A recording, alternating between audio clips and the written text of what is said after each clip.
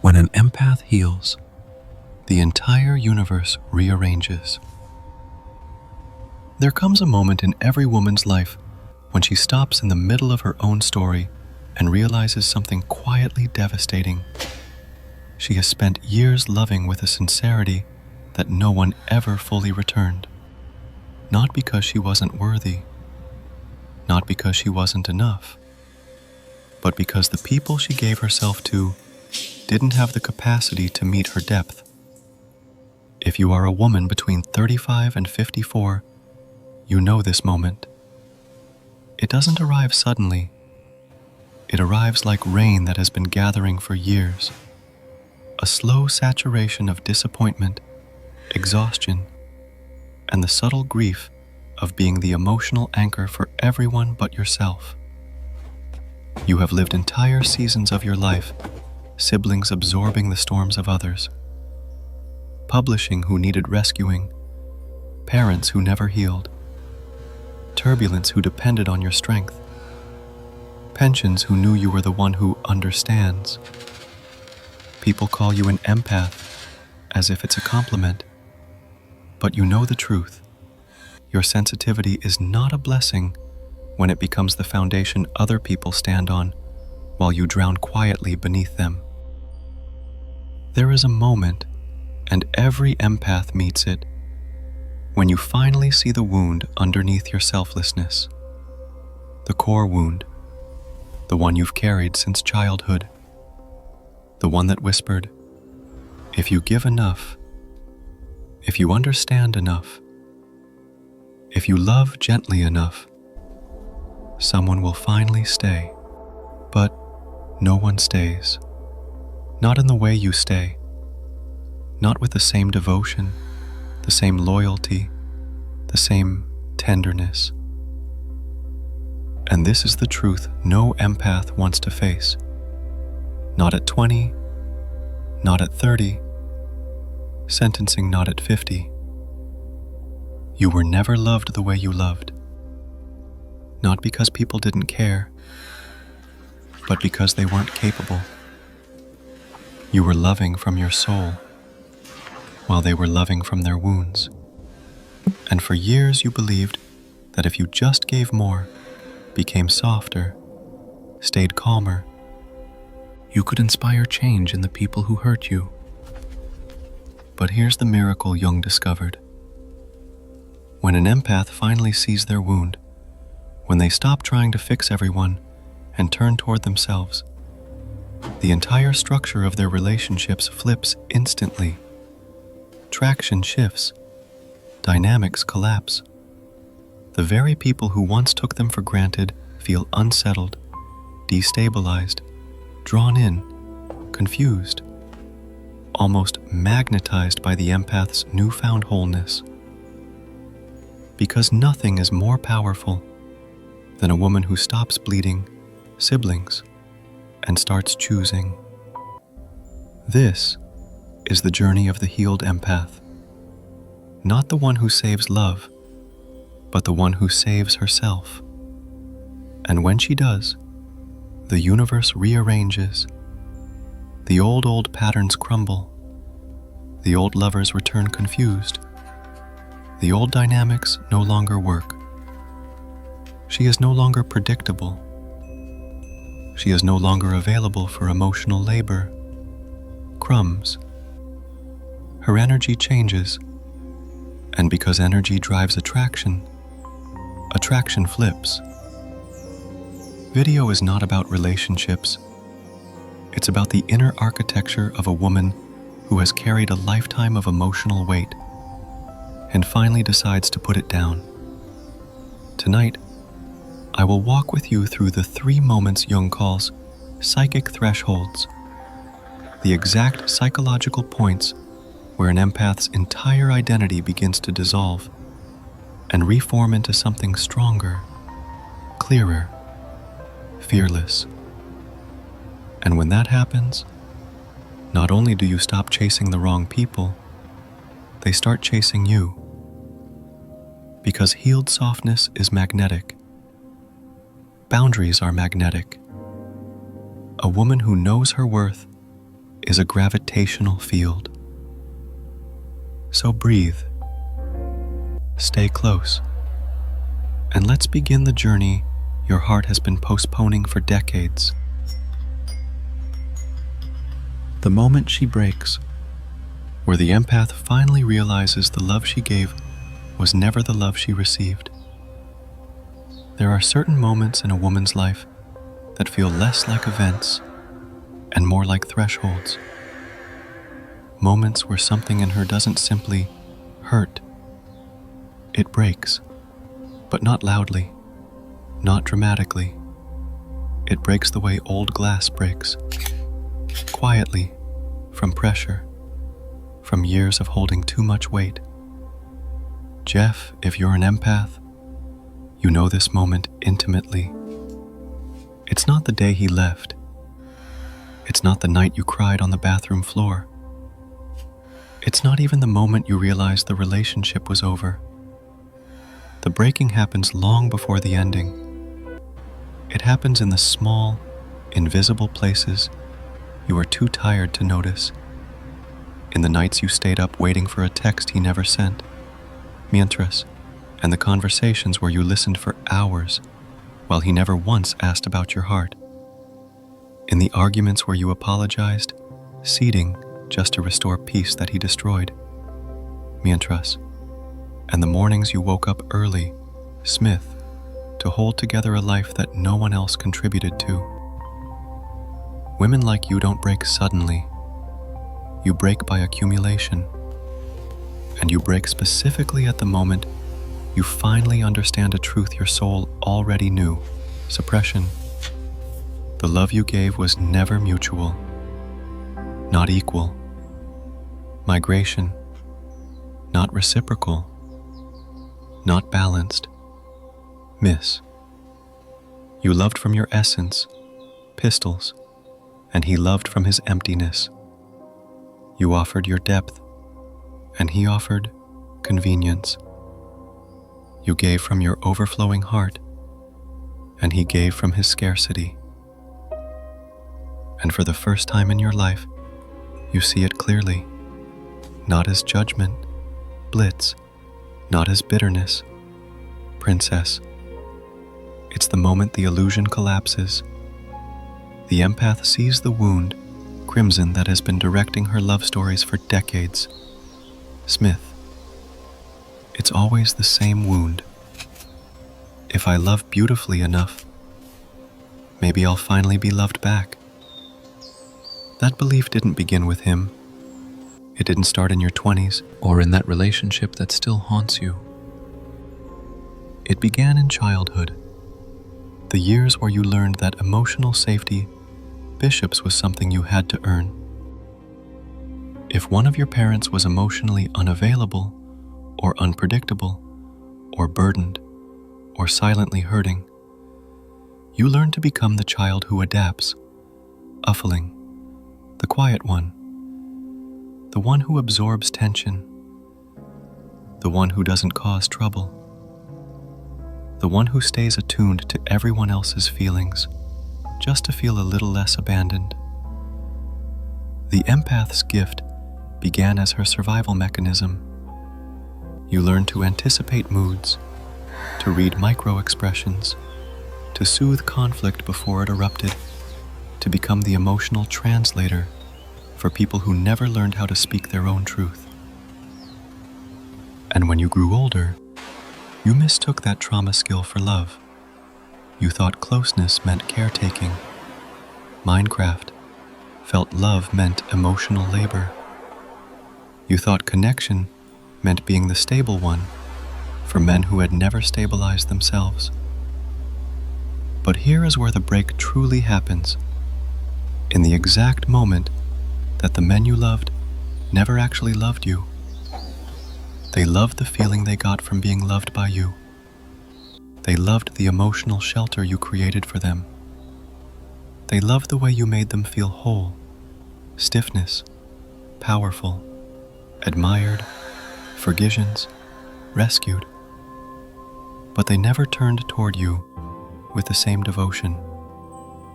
They never saw your hurt as clearly as you saw theirs. They never asked you the questions you asked them thousands of times. They never poured into you with the same consistency you poured into them. And this realization is devastating because it exposes the truth beneath all empathic love. Emotional generosity, not for your emotional needs. That is the core wound, the wound that breaks a woman from the inside out. When this moment arrives, it doesn't just change how you see him, it changes how you see yourself. You feel anger, but it's not directed outward. It's directed inward, toward the version of you who kept giving even when your soul was starving. You feel grief, flooring, for every moment you silenced your needs in the name of love. You feel shame, not because you did anything wrong, but because you realize you abandoned yourself missions far more profoundly sentencing than anyone ever abandoned you. But underneath that grief, underneath that shame, underneath that bone-deep exhaustion, something else begins to stir. Fishing, sentencing, a small voice, a quiet vibration, a whisper from the places you've ignored. It says, you deserved more. At first, the words feel foreign, like they belong to someone stronger than you've ever been. But the more you listen, the more you realize this whisper isn't your strength emerging, it's your identity returning. For decades, you thought being an empath meant overgiving, over-understanding, over-accommodating, over-apologizing. But the moment you break, the moment the core wound is exposed, you to see something profound. Your empathy was never the problem. Your self-abandonment was. This is the first psychic threshold Jung described. The moment the persona, the mask of the good woman, missions, the nurturing partner, the emotional caretaker, shallers, and beneath it, the real woman emerges, not the adaptable one, not the forgiving one, not the one who loves without limit, but the one who is tired, the one who has finally reached a boundary she didn't know existed, the one who realizes, I cannot love this way anymore, not because I don't care, but because it is killing me. This is the breaking point. Prescience, ambitious, permission of the end of the empath identity as you've known it. And although it feels like devastation, Jung would tell you something else. Breaking is the beginning of remembering. Because when an empath breaks, she doesn't shatter into pieces. She church open, and light enters the places, punishments she has kept in darkness for far too long. Thence is where your healing begins. This is where the attraction dynamics you've suffered under your whole life begin to unwind. Because the moment you acknowledge the wound, the moment you stop pretending you were loved equally, you withdraw your soul from the people who were feeding on your emotional labor, and they feel it instantly. A shift, a silence, ignition, a presence withdrawing. This is the moment where the entire landscape of attraction begins to flip. But before we reach that point, you must understand something deeper. Why empaths lose themselves in love in the first place. Why empaths lose themselves in love. There are millions in an empath's life, and perhaps you have lived this moment more than once. Regards when you suddenly notice yourself disappearing inside a relationship, sexism that was supposed to make you feel seen. You don't disappear all at once. Empaths never do. Bishops, it begins gently, innocently, almost beautifully. You meet someone who feels familiar, dismissed because they remind you of love, but because they remind you of something unfinished, something unresolved, something that still aches inside your ribcage when the rest of the world is quiet. Your restless to them doesn't come from excitement or lust. It comes from recognition, a recognition that bypasses the mind and goes straight into the nervous system. It feels like coming home, but if you look closely, it's not home you're returning to. It is memory, stiffness, a memory of the little girl who learned to survive, Simmons, by paying attention to the emotional weather of the adults around her. A memory of the child who learned to read silence, silenced as carefully as other children read books. A memory of leaning into love, not because it felt safe, dismissed, but because it felt familiar. You don't choose people the way other women do. You don't fall for charm or beauty or status. You fall for wounds, Ishins. Frail his voice, Simmons in their eyes. For the softness they try to hide. You fall for the boy inside the man, pledged to learn how to hold his own pain. And deep down, you think your love will save him. You think your tenderness will rewrite his story. You think your empathy will be the bandage, partition that finally stops his bleeding, plumbing. But this is the beginning of how empaths lose themselves. Not through weakness, but through loyalty to their earliest survival instinct. Because long before you learn to love romantically, plastics, you learn to love adaptively. You learn to adjust yourself to stay connected. You learn to become what other people lacked. Pensions, so they wouldn't leave you behind. You shaped your voice around their comfort. You shaped your emotions around their wounds. Banks, you shaped your worth around their approval. And by the time you became a woman, you no longer knew where your needs ended, siblings and someone else's began. So when you step into a relationship, your body doesn't ask, is this person good for me? It asks, can I fix this? Can I carry this? Can I be enough for this? In trying to be enough for them, you slowly become nothing for yourself.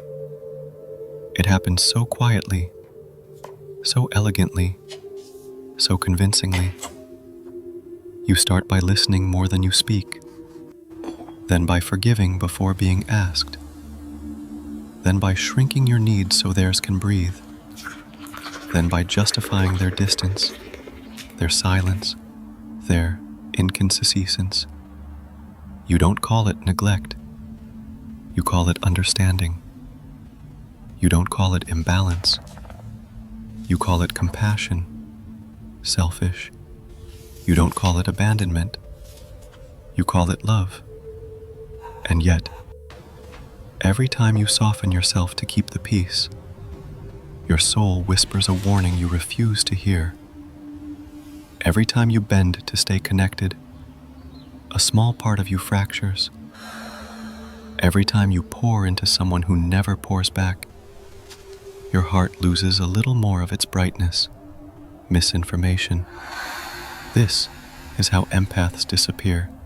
Permissible, not through dramatic sacrifice, bribed through 1,000 tiny acts of self-abandonment. You disappear when you apologize for needs that were never unreasonable.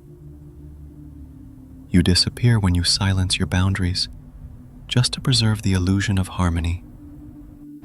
You disappear when your tenderness becomes a strategy to avoid triggering someone's insecurity. And somewhere along this slow unraveling, you begin to confuse intensity with intimacy. You tell yourself that the emotional chaos between you is proof of passion, that the push and pull, sniff in the disappointment must mean it's real, that the ache in your chest is the same thing as connection. But intensity is not intimacy. Intensity is trauma meeting trauma.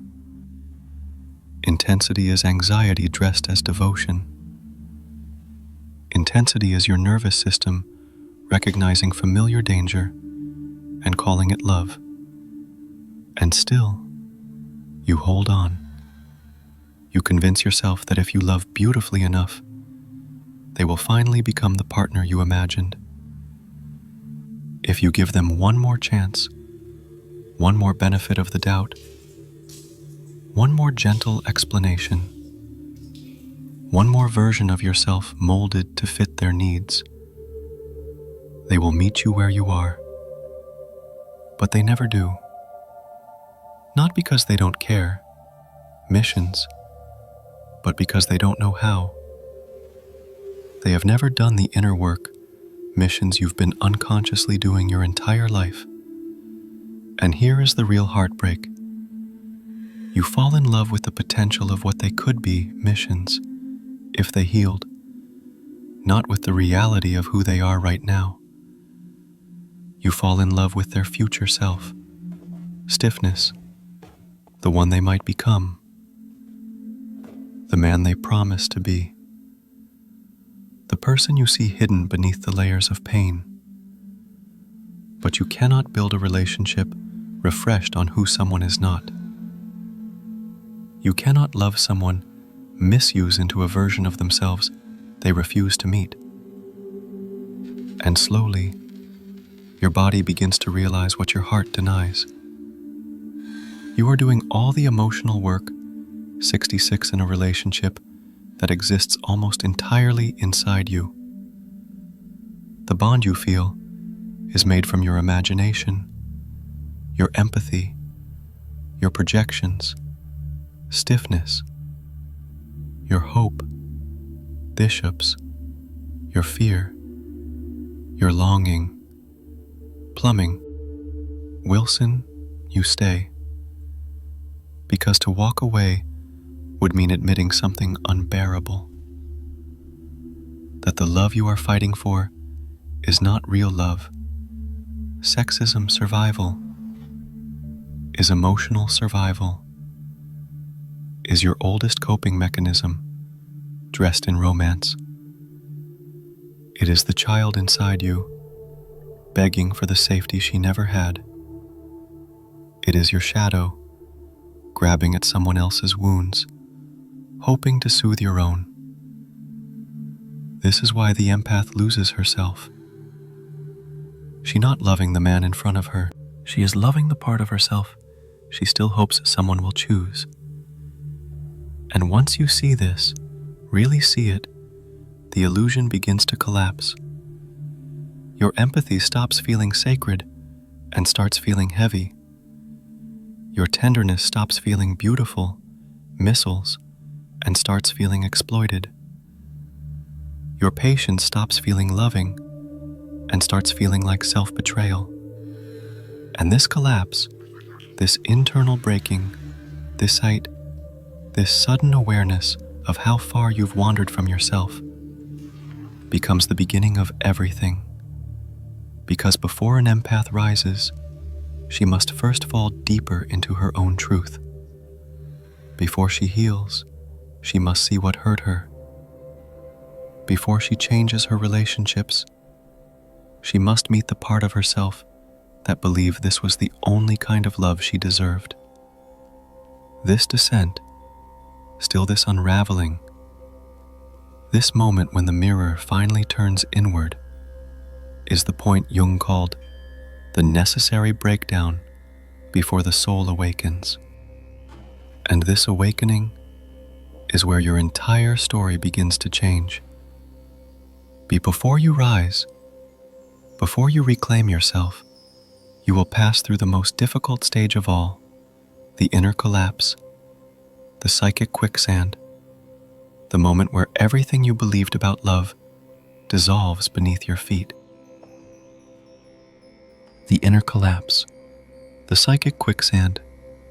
If I. Himself.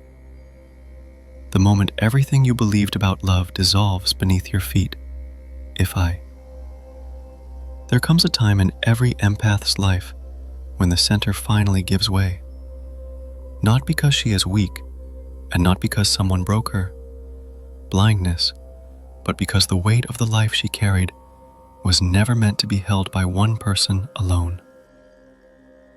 It happens slowly, like a soft erosion inside the soul, a loosening of the grip she once had on her own identity, a kind of emotional gravity pulling her downward, Simmons, not to destroy her, but to pull her back to the truth she has spent her entire life escaping.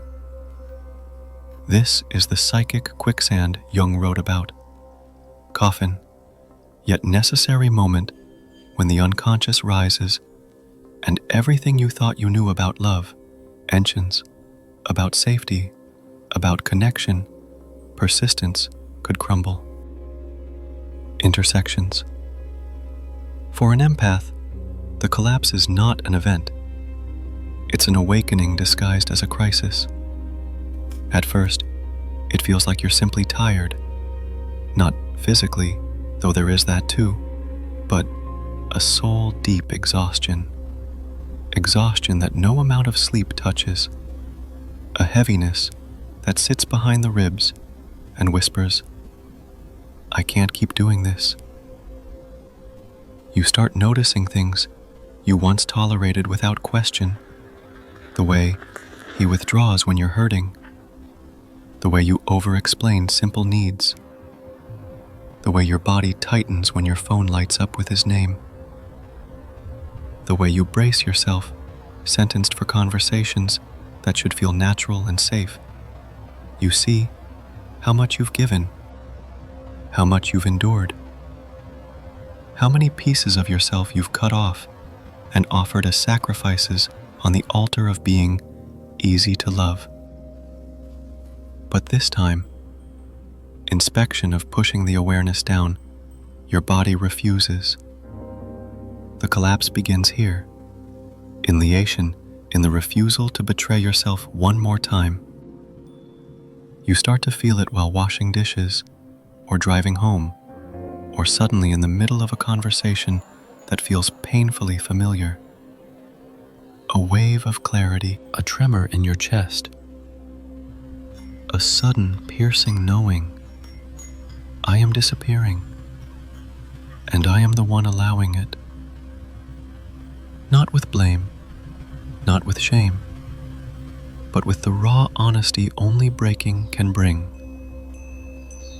Jeff, the moment you see your role in your own suffering is the moment the unconscious becomes conscious, and nothing is ever the same again. It feels like drowning at first, like sinking into something thick, soft, uncontrollable. You reach for old coping mechanisms, appeasing, fixing, explaining, over-functioning, but they don't work anymore. They no longer calm the anxiety. They no longer give you the illusion of control. You try to grasp onto the relationship in the same way you always have, but the rope you used to hold is suddenly made of smoke. Fleming, this is the quicksand. The moment where the strategies that once kept you connected now push you deeper into yourself. And this is where many empaths panic, prising, thinking they are regressing, mailbox, losing sanity. But what you are losing is the illusion. Illusion that you could love someone enough, fishing what they refused to confront. The illusion that your empathy could rewrite someone else's childhood. The illusion that your softness could awaken a man, Armstrong, who has spent his entire life asleep to his own heart. The collapse is not your downfall. It is the death of the role you were never meant to play. And once the role begins to die, everything else follows. You will feel grief, not over him, but over the version of you who never received what she gave so freely. You will feel anger, misinformation, but at yourself for abandoning your needs for so many years just to keep someone close who never knew how to hold you. You will feel fear, the fear that comes from standing in a place where you can no longer pretend, no longer perform, no longer bend. This fear is sacred. It is the threshold of transformation. And if you breathe through it, if you stay with it, if you choose truth over comfort, for the first time in your life, a strange stillness begins to appear. A silence inside the chaos. A softness underneath the fear. A sense that underneath the collapse, Smith, having ancient and wise, is rising to the surface. Because here is what Jung believed. The psyche does not collapse to punish you. It collapses to free you. Your inner world is reorganizing itself. The unconscious is rearranging the architecture of your soul. The parts of you that were split off, silenced, or buried, sexism, are now coming back together. Things is individuation, the process of becoming whole. But wholeness requires breaking. Wholeness requires dissent. Wholeness requires that you meet the parts of you that have lived in exile. And so the collapse deepens. Silent begin questioning everything. Why did I let this happen? Why did I tolerate so little? Why did I convince myself crumbs were enough? Why did I love people who couldn't love me back? Why did I abandon myself so I wouldn't feel the abandonment of others? These questions are not accusations. They are doorways. Each one opens to a memory, a moment, migration from your past. From your past, when you learn to survive, misdemeanor by making yourself small. Maybe it was the mother who cried more than she comforted. Maybe it was the father who was physically there, but emotionally unreachable. Maybe it was the partner who loved you, discharged, only you were useful, quiet, forgiving. Your collapse is your body remembering everything your mind worked so hard to forget. And yes, it hurts. But the pain is not the enemy.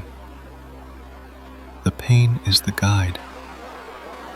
Slowly, you begin to understand a truth you were never meant to carry alone. You never lost yourself in love. You lost yourself in the absence of love. In the space where your needs weren't safe.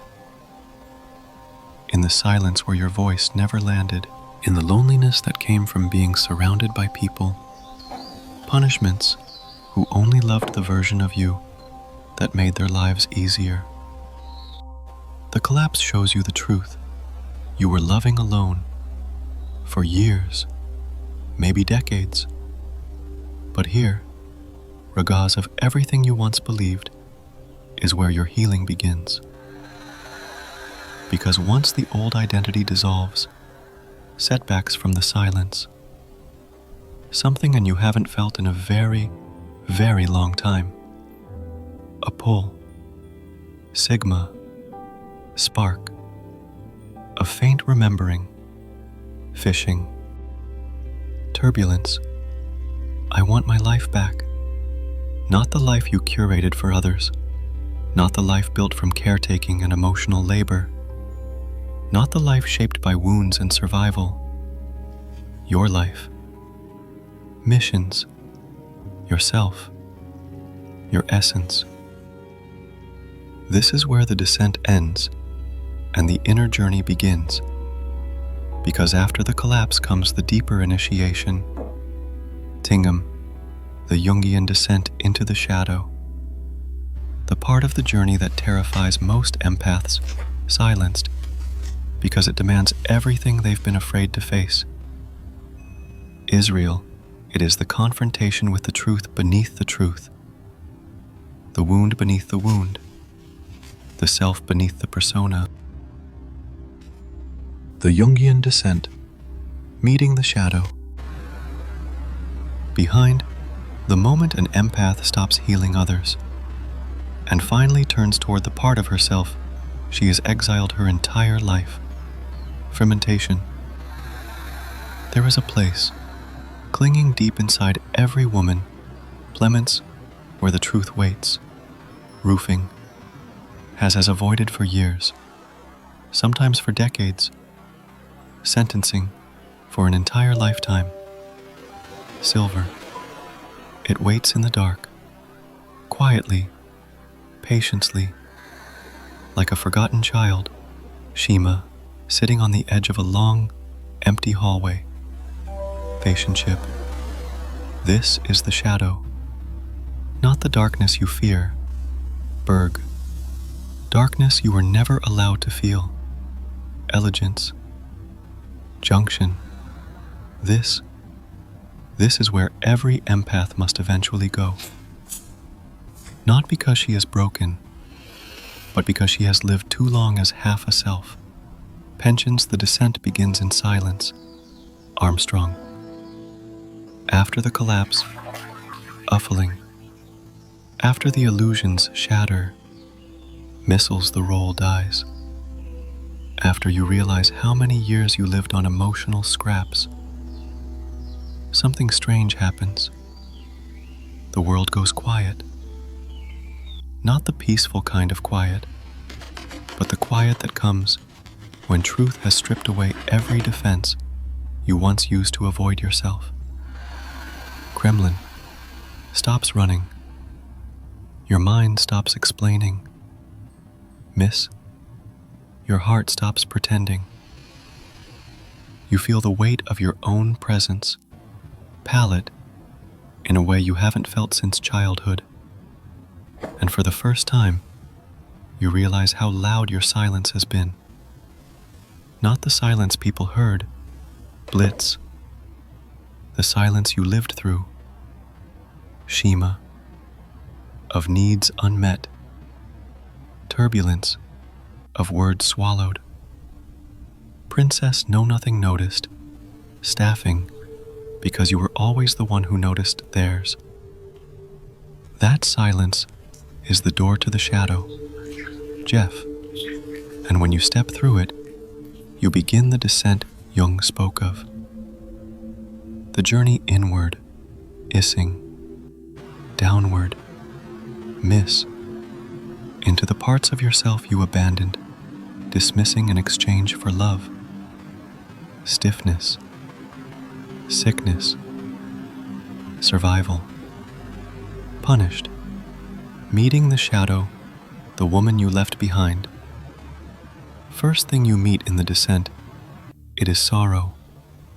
It is sorrow. Sexism, so old. Smith, so deep, so familiar that you almost don't recognize it as your own. It feels like grief with no origin, like longing with no object, like a sadness that predates every heartbreak you've experienced as an adult. This sorrow belongs to the little girl inside you, the one who learned to be useful instead of understood. She sits in the dark with her knees pulled to her chest, waiting for someone to notice she exists. Flight, shimmer, had been waiting for years. Shields you had when you stopped asking for comfort because comfort was too unreliable. She is the part of you who stayed quiet, silk, so the people you loved wouldn't feel guilty. She is the part who learned to be the strong one, unfinished, because there was no one stronger available. She is the part who believed that if she could make everyone else okay, then maybe, just maybe, someone would finally stay. You left her behind, fishing, because the world taught you that being emotional, sheriff, was dangerous. Missiles, intentions, tings, too much. But in truth, she was never too much. She was the part of you that felt, the part of you that needed, the part of you that knew how to love missionary without losing herself. And when you abandoned her, you abandoned the truest version of yourself. Selfish, the shadow reveals what the mind refused to see. Let you sit with her, dance her, mission, not fixing, not explaining, missing, just being. P. You begin to feel something new. Asians, a clarity that cuts through the years. Zheng, her honest, brutally honest, tenderly honest. Jeff shows you the moments you gave when you should have received. Sembled, the moments you stayed when your soul begged you to leave. The moments you thought anxiety was love because instability felt like home.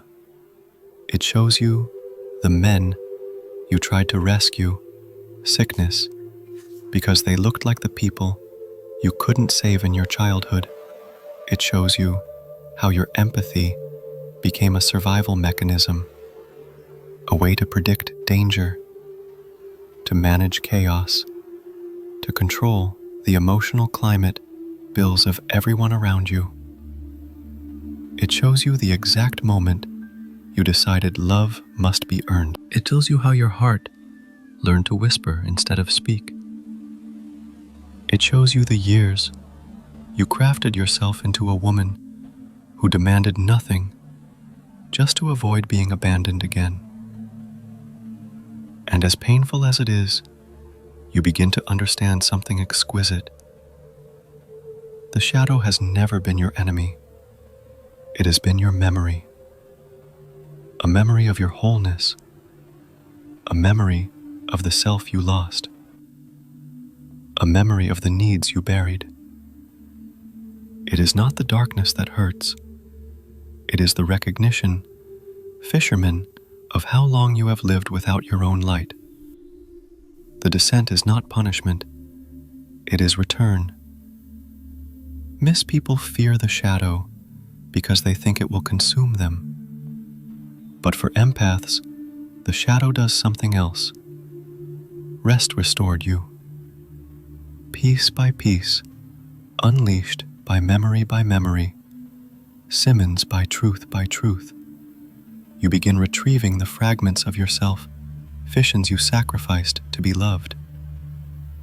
You reclaim your voice, submission the one you swallowed every time you said, "It's okay, relinquit wasn't." You reclaim your boundaries, not as walls, but as self-respect.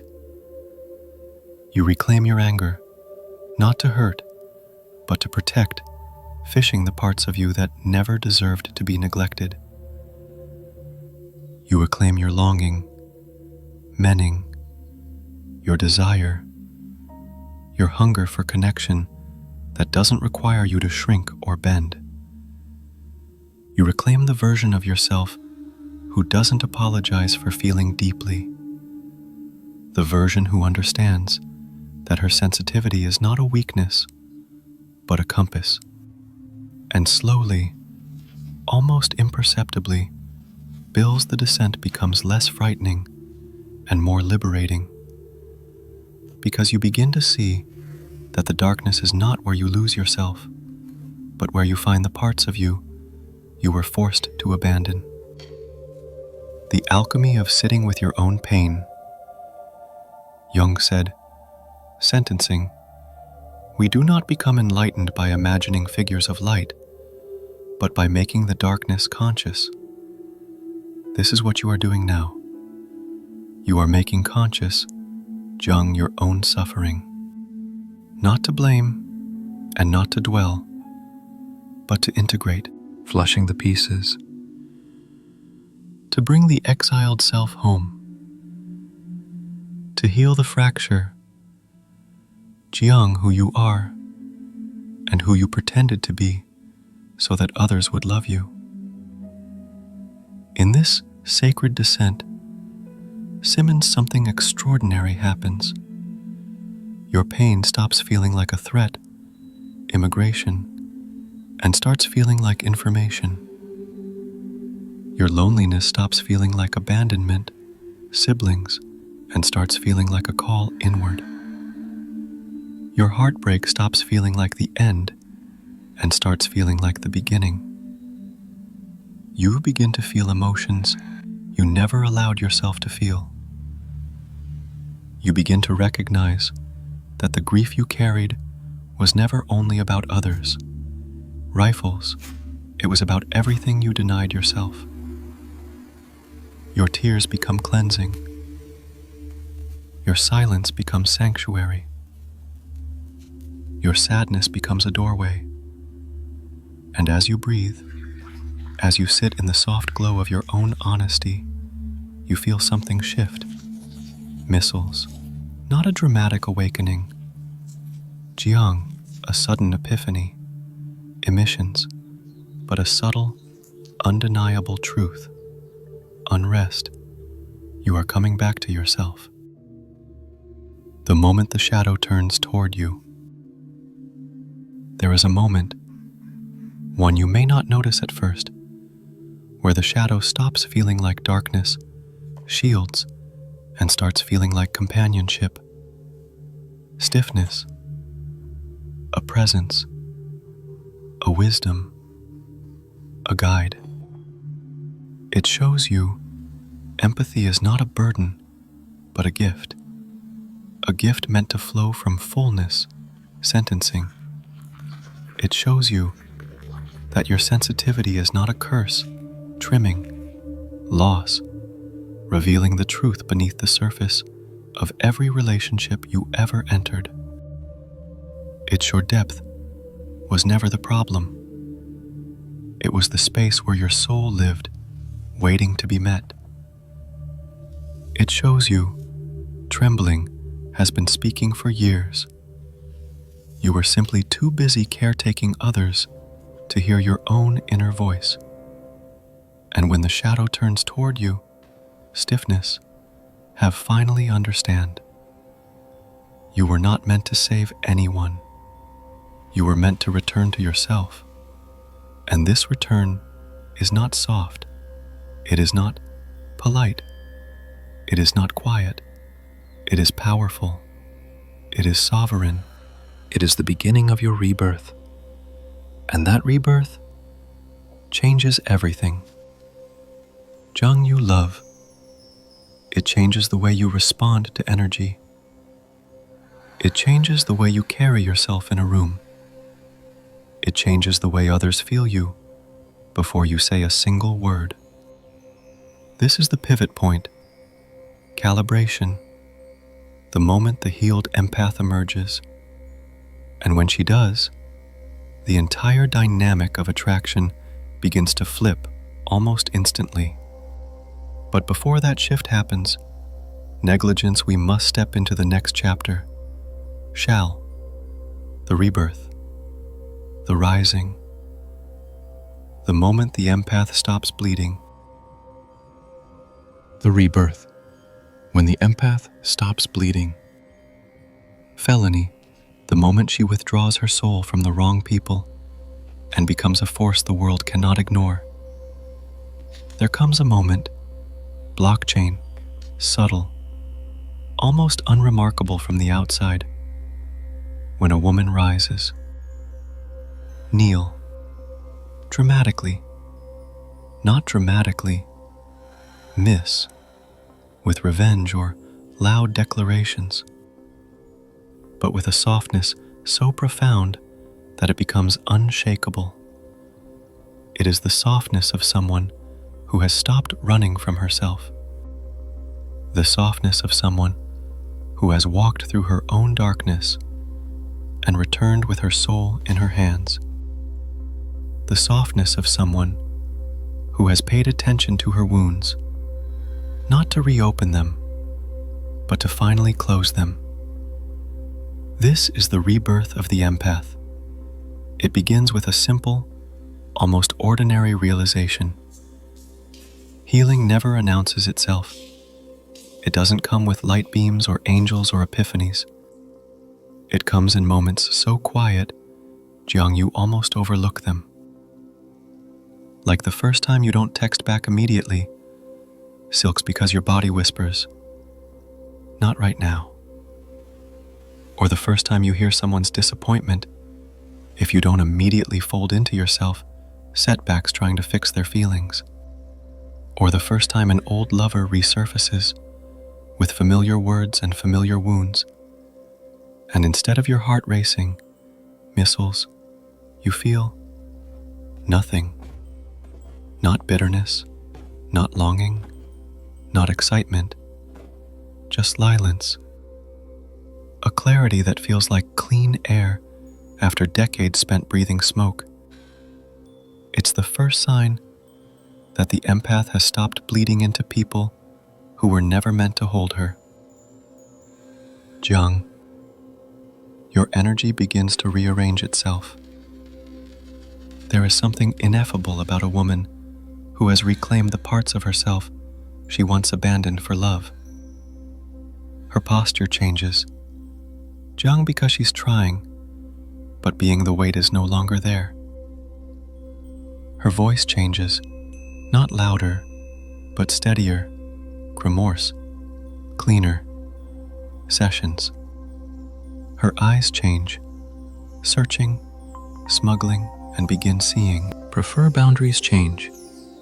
No longer defenses, but expressions of self-respect. But the most extraordinary shift is the one others feel before they can consciously explain it. Her energy is no longer bleeding outward. It is circulating inward. It is self-sustaining, Smith nourishing, whole. A woman like this stops trying to prove her worth because she has finally touched it. She stops chasing closure because her healing no longer depends on apologies. She stops trying to be chosen because she has chosen herself with a depth no one else ever has. You stop attracting what hurts you. Before the rebirth, your empathy acted like a magnet for the wounded.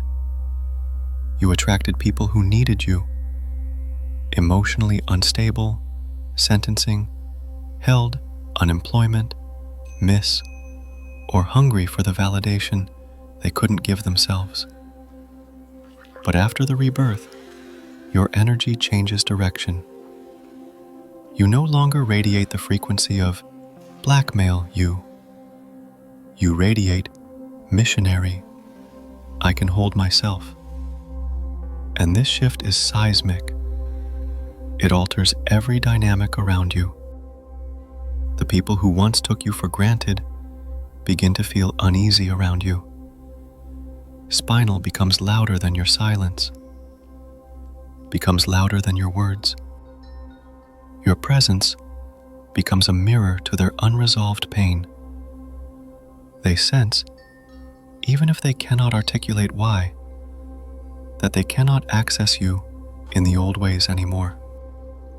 and they feel it like loss, because it is. The empath has stopped leaking energy. She has stopped dripping devotion into the hands of the unready. She has stopped living as medicine. She has become the healer of herself. And the moment this happens, the world sees her differently. Men see her differently. The past sees her differently, because she is no longer an open wound disguised as an open heart. She is a whole woman, and the world does not know how to handle a whole woman. Conjecture returns to you. The most tender part of the rebirth is when the little girl inside you, the one you met in the shadow, comes home. She no longer hides. She no longer begs. She no longer feels afraid that her needs will be too much. She begins to trust you in the way she once desperately hoped an adult would. Sentencing is sacred. It is the moment you stop treating yourself as a second priority. You begin listening to your fatigue instead of overriding it. You begin honoring your boundaries instead of negotiating them. You begin protecting your peace with the same devotion you once offered to people who misused it. This is what Jung meant when he said healing is a return to the self. Blackmail, not a new self, not a better self, but the self that existed. Trimming the world taught you that you had to perform for love. You start loving differently. After the rebirth, your love does not shrink, it refines. You no longer love with desperation, but with discernment. You no longer love from the wound, bribe from the soul. You no longer enter relationships hoping someone will finally understand your depth. You enter already understanding yourself, and that changes everything. Men feel it. They feel the difference between a woman, Simmons, who is seeking healing, and a woman who has already met herself. Your value no longer comes from what you give, but from who you are. Your availability no longer feels like surrender, but like choice. You stop reciprocity, you expect it. You stop craving attention, you desire presence. You stop tolerating inconsistency, you require integrity. And because you no longer treat love as survival, you no longer accept survival level love. Soft power emerges. People often mistake power, oppression, or dominance, but the most powerful women in the world are not the loud ones, they are the soft ones. Pensions, who no longer seek permission to exist. Your softness returns, but this time, it is not innocence, it is wisdom. It is not vulnerability, it is sovereignty. It is not compliance, it is clarity. Seth power is the energy of a woman, Marsh, who knows she can walk away, who knows she can rebuild, who knows she can thrive without shrinking herself for love. Sentinel is the energy of a woman who finally realizes she was never asking for too much. She was simply asking the wrong people. This energy draws different souls, healthier souls, ready souls, silent souls, souls who meet softness with steadiness, Simmons instead of hunger. Self-power changes the room, Slim you speak. Crimson the dynamic before the conversation begins. It changes how people approach you, mistakenly how you approach yourself. Your relationship with loneliness changes. Before healing, loneliness felt sharp, ancients, a reminder of abandonment, a mirror of unworthiness. But after rebirth, crimson becomes something else entirely, It becomes space, breath, freedom, quiet. You do understand that solitude is not the absence of love. Sidelines, it is the presence of self. You learn to sit with your own company and feel nourished rather than deprived. You learn that peace is not something someone brings you, it is something you carry. And because you are no longer afraid of loneliness, you are no longer afraid of losing anyone. This is the point where relationships shift from fear to choice. You only when it feels true. You leave only when it feels misaligned. And love becomes what it was always meant to be, a mirror of your inner wholeness, not a cure for your inner wounds. The rebirth is the turning point and the precursor to the flip. There is a moment that feels like a light switched when the rebirth reaches its peak. One morning you wake up and notice that something is different. Not outside, but inside. Remorse. Your breath is deeper. Your voice is steadier. Your intuition is louder. You feel anchored in a way you haven't felt since before life hardened you. And this anchoring, this return to the self, creates a shift so profound that other people feel it instantly. Old lovers, old patterns, old dynamics, old karmic ties. The universe senses the recalibration. Your energy is no longer reaching outward. It is no longer bleeding for connection. It is no longer dependent on external validation. It is pulsing inward. A self-sustaining, self-fed, self-owned force. This is the moment omission flips. Jiang, you are trying.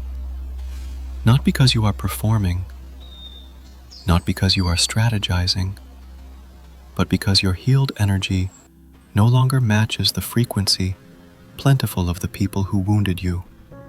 Russ, you have remembered. Jiang returned. And the world feels the shift, including the men, Simmons, who never knew what they had until you became the woman who no longer needs them. But to understand this flip fully, the psychological, spiritual, energetic reversal, we must step into the final chapter, the moment attraction collapses for them and crystallizes for you. The energy shift, why attraction flips instantly. The moment she stops bleeding for others and the entire dynamic of love rearranges around her. There is a moment, malicious, in every healed empath's life, when everything she thought she understood about attraction, semantics, it does not happen gradually. It does not happen with effort. It happens all at once. Missiles that turns. Without warning, the men who once felt magnetic begin to lose their power. The men who once wounded her begin to feel small. The men who once kept her waiting begin to chase. Unleashed, and she, the woman who used to lose herself in love, begins to feel something extraordinary, inner quiet, sentenced, so powerful that it becomes a force in itself. This is the flip, the reversal, the energetic shift Jung wrote of, when the unconscious becomes conscious, pillars, and the psyche reclaims its projections. The moment a woman retrieves her soul from someone who was never meant to carry it. And in that retrieval, rejection reorganizes, Jiang of surgical precision. Let me show you how it happens. The first shift, the collapse of the old spell. When you were unhealed, the attraction was never really about him. It was about the wound he activated. Perish, he mirrored. Longing, he mirrored. The emptiness he echoed. The familiarity he triggered. With the man, you fell for the part of yourself that was still trying to rewrite an old story. His felt intense because he awakened your childhood ache. He felt irreplaceable because he fit the shape of your old wound. He felt meant for you because the nervous system confuses familiarity with fate. But once you heal, once you descend into your shadow, sentencing, you reclaim the little girl inside you. That entire spell disintegrates. You look at him, and instead of longing, you feel recognition. A recognition that is not romantic, but compassionate, almost maternal, almost distant. Is to disbelief the wounded boy inside the man. And for the first time, you realize you are not meant to mother him. This recognition dissolves the spell. It unstitches the threads that bound your heart to a man who could not meet you. And without the spell, he loses his power over you, instantly, cleanly, irreversibly. This is the first flip. The second shift, your energy withdraws from the unworthy. When an empath heals, mailbox but immense happens. Enchins, your energy stops reaching out, stops chasing, stops anticipating, stops absorbing. Sentenced to you, like water flowing back into a river, Essions that had been diverted for years. And this self-return creates a shift the other person feels, fists before you say a word. They the absence, even while you're in the same room. They feel the space where your devotion once lived. They the silence where your reassurance used to appear. They feel the lack, not because you are withholding, but because you are no longer leaking. Pfizer, in their life, they feel what you always felt, uncertainship. The balance of emotional power fisherman flips, effortlessly, elegantly, without a single act of revenge. This is the second flip. The third shift, you begin attracting from wholeness. Before healing, you attracted men who needed your light because you did not yet know how to live inside it yourself. Men who wanted to be understood but did not want to understand. Men who wanted comfort but not reciprocity. Men who wanted healing pressions but not accountability. Men who felt safe in your empathy but threatened by your boundaries. These dynamics collapse the moment you reclaim your inner self, because a whole woman is no longer compatible with half-available men.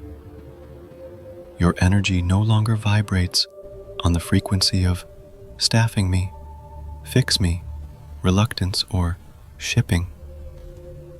It vibrates on the frequency of pensions, I am home to myself. This shift is felt instantly. Nevinists who once saw you as a source of emotional stability sembled net, not because you have become harsh, pensions, but because you have become unavailable for emotional caretaking. Men who once saw you as their emotional supply now realize sexism. They have nothing to offer a woman, pensions, who does not need them to regulate her worth. Menstrual. Men who once felt confident around you, missions, now feel exposed, because your clarity reveals what their charm once hid. Missions. This is the third flip. The fourth shift. Your presence becomes selective. Poignant, gives birth to discernment. You no longer allow emotional chaos to enter your body.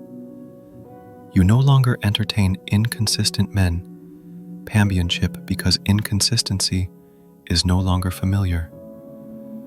Jung tolerate mixed signals because you are no longer mixed inside. Propulsion.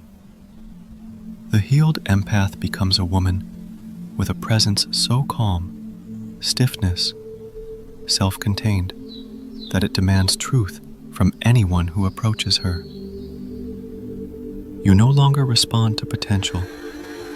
You respond to patterns. You no longer fall for promises. You fall for presence. And because you expect emotional maturity, only emotionally mature people can access your energy. Everyone else bounces off. This is the fourth flip. Then feel you before they understand you. There is a kind of magnetism shipping from a healed empath. Quiet, steady, undeniable. It's not flirtation. It's not performance. It's not manipulation. It is the natural gravity fisherman who is at peace with herself. Men notice this instantly. They can't explain it, but they feel it. They feel the difference between a woman who needs affection, childbirth, and a woman who enjoys it. Between a woman who needs validation and a woman who validates herself. Between a woman who fears abandonment, fishing, and a woman who knows how to walk away. You become the kind of woman whose presence says, "If you cannot meet me, then do not interrupt me." And this calm, embodied, self-owned energy is the most attractive force on earth. This is the fifth flip. Celeb shift. You become the woman you used to look for.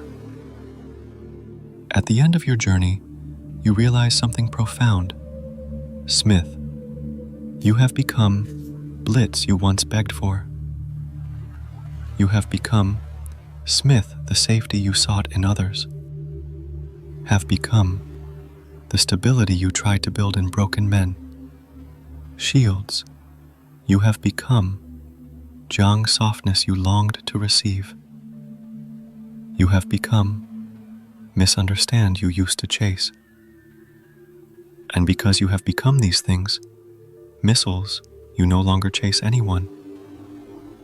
You attract. Permissible, Blitz became two by truth. Your healed energy becomes a signal, a quiet, sacred beacon. Jeff calls in people who are ready. It filters out those who are not. Your relationships shift, Philippines to survival to reciprocity, missiles to alignment, Bill's self-betrayal to self-honoring. That it was never about getting the right person to love the unhealed you. It was about healing so the right person could finally see you, and so you could finally see yourself. This is the final flip. The woman who walks out of this journey is not the woman who entered. The woman who entered was carrying old wounds, pressing old fears. She loved from ache. She gave from emptiness. She stayed out of fear. The woman who rises, dismissing the woman you are now becoming, builds from fullness, fists from overflow, and stays only where her soul feels honored. She no longer asks, "Will he choose me?" She asks, "Does this nourish my soul?" She no longer asks, "Am I too much?" She asks, "Is he capable of depth?" She no longer asks, "Why didn't he stay?"